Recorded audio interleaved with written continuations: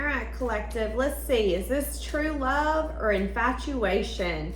If you guys need anything, check it out in the comment section. Thank you to everyone who has liked, commented, subscribed, and shared. We're going to see what's coming out for you in this love reading. Separation. Uh-oh. This could end up reconciling for some of you. Be careful of overlooking someone's red flags and then putting yourself in a connection, whether it's a marriage or having to live with someone, and you think that they're one way, but then be another. An example would be, let's say that you're dating someone and you're like, yeah, well, they like to party. Okay, well, is that a lifestyle? Or is that a season of their life? Because right now you might be like, oh, they like to party, and it might not be a red flag for you. But then when you're living with them, you're married to them, it might be a problem for you, especially if you're sharing bills and now you guys are broke because they're partying all the time. Or maybe you got children at home, and guess who ain't gonna wanna help? She might be at the club, he might be at the club. So I do see that. I do see, before I dig into this, that could be your warning. And it could come out of left field because something just fell and I don't know what it was. So that truth could hit you out of left field if you are willing to ignore those red flags. Now, I feel like that could just be a side warning. I don't feel like that's going to be over this reading, but let's see. So I'm saying that you and this person could be separated, but that there could be a sense of familiarity with this person, feeling familiar to one another. Let's see. What does this person feel for you? Is this true love or pure infatuation? You do complement one another. You guys have the ability to balance one another out. So if one of you is hot-headed, the other one can be calm in that moment, and vice versa. If one of you hates cooking, the other one loves to cook, and vice versa. You guys do have the ability to balance one another. Now I'm saying why you guys are in separation, you're both kind of living in the moment. But I am saying that you guys are missing one another as well. Uh-oh, what's that one say? Yeah. Okay. Give me the energy. Is this true love, or are you guys just infatuated with one another? This is a past life relationship. So there is a bond or a dynamic that you'll never be able to put into words or explain. Okay? I am saying that. Oh my God, 10 of Cups, emotional fulfillment, happily ever after, wanting to put in effort and dedication, someone recognizing that there could be disappointment here, there could be dissatisfaction. Somebody could also be recognizing that someone or both of you are heartbroken. So this could be them realizing you're heartbroken, they could be realizing you could be realizing they're heartbroken. Something like that's happening. Give me more.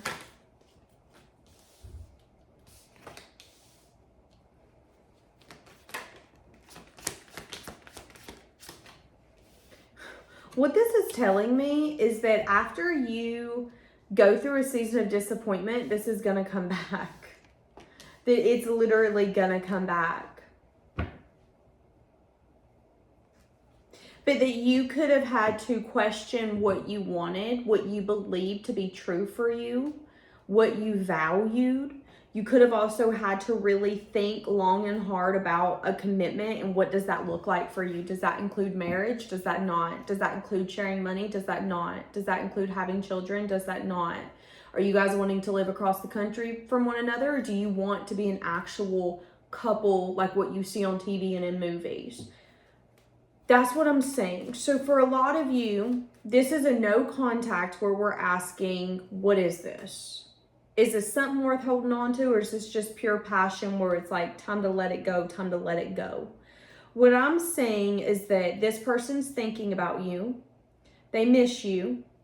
They could be disappointed that you are maybe either happily single, moving on, or living in the moment.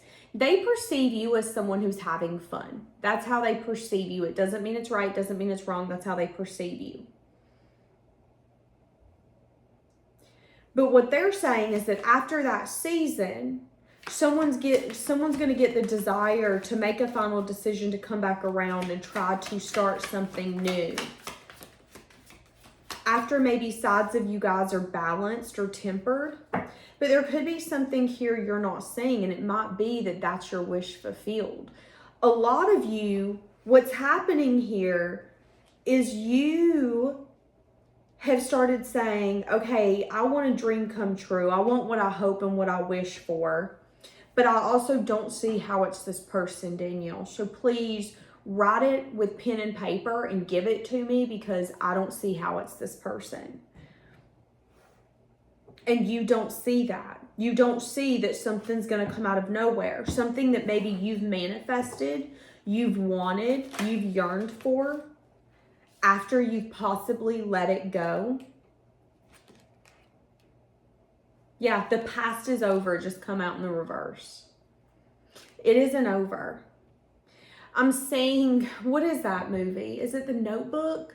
When Noah says, it wasn't over then and it wasn't over now. Or what did he say? It wasn't over and it still isn't over. I can't remember exactly what he says, but that's the scene that I'm saying.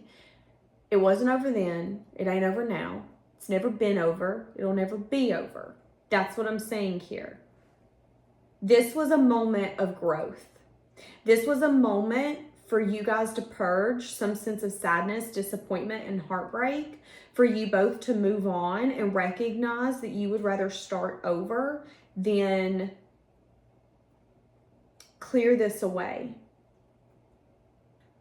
But it's also recognizing that things have got to change for this to be successful next time around.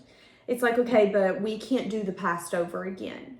So not only do we need the passion, the fun, the creativity, we need the opportunity to transform this naturally. We need the opportunity to see that this is progressing, that there is stability here.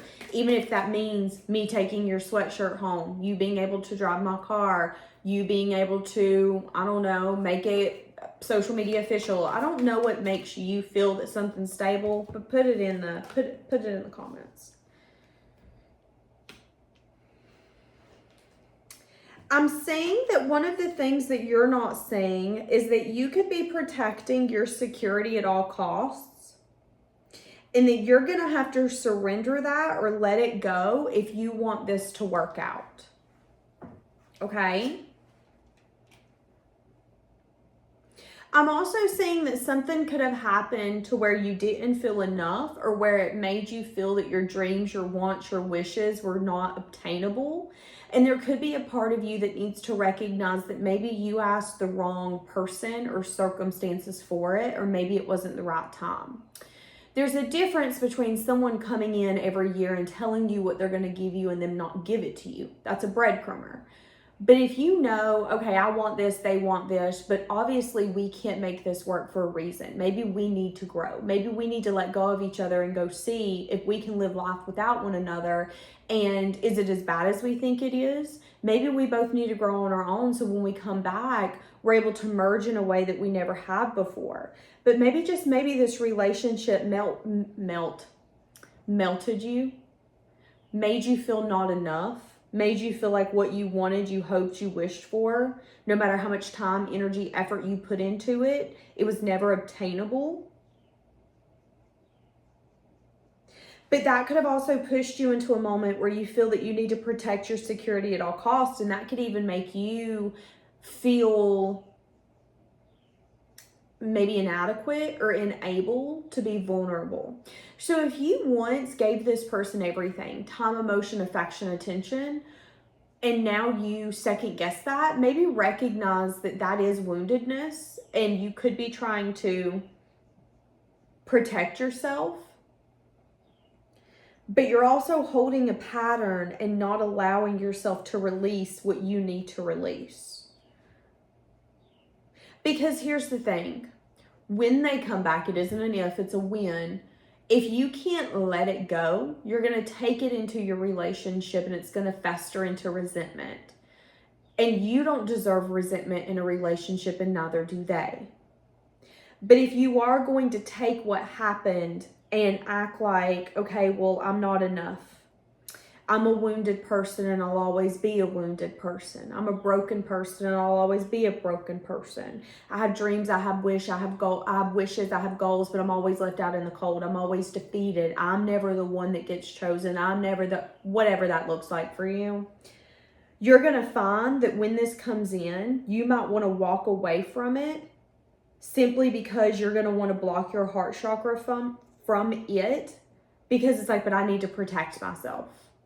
The last time that this happened, it was shocking. The last time this happened, I didn't expect it to happen. So I'm not going to let that happen again. When in reality, what they're saying is you need to remember the pain that you felt in separation. You need to remember the pain that you felt when you were unsure about the future. And now that this is coming back together, or when this starts coming back together, you need to recognize that that's what you've asked for. And what's more painful? Being unsure if you and this person has a future, or being unsure if you can trust them? What's more painful? Are you willing to let someone go that you really care about, that you balance out, that you feel like compliments you? Are you really willing to let them go simply because you're scared to trust, or because you feel that you need to protect your heart and you can't let them in? Because that relationship's only going to get so deep.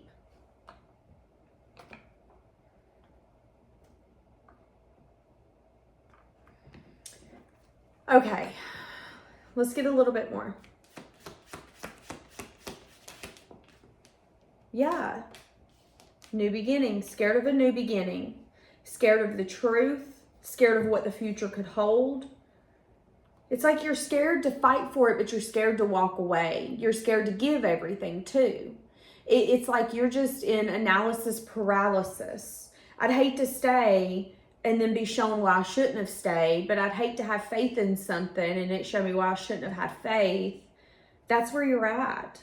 They're saying that you're going to have to fight for a new beginning, and that if you can't be honest with yourself, nobody else can be honest with you either.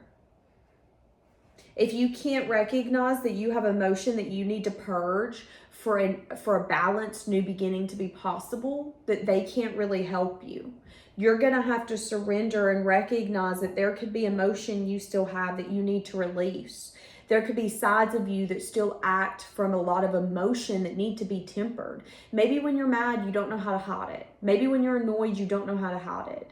Maybe when you're feeling wounded and not enough, you don't know how to hide it. And then you get to the point where you're blocking everything, and it's like, okay, that's fine. We get it. We hear you. But also recognize that truth can't be spoken and clarity can't be given if every time there's a conversation you get defensive, you get annoyed, you take everything as a blow to your ego and to you as a person.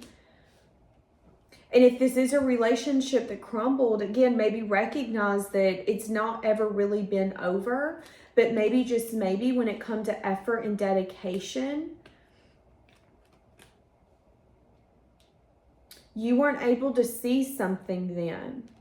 What were you not able to see then?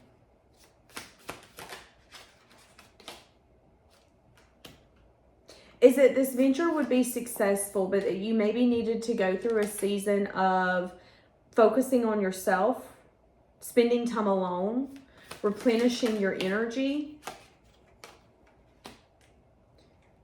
Some of you, again, this could have been your path to find your destiny, to overcome challenges, to evolve, and for you to start manifesting and expanding what your heart truly wanted.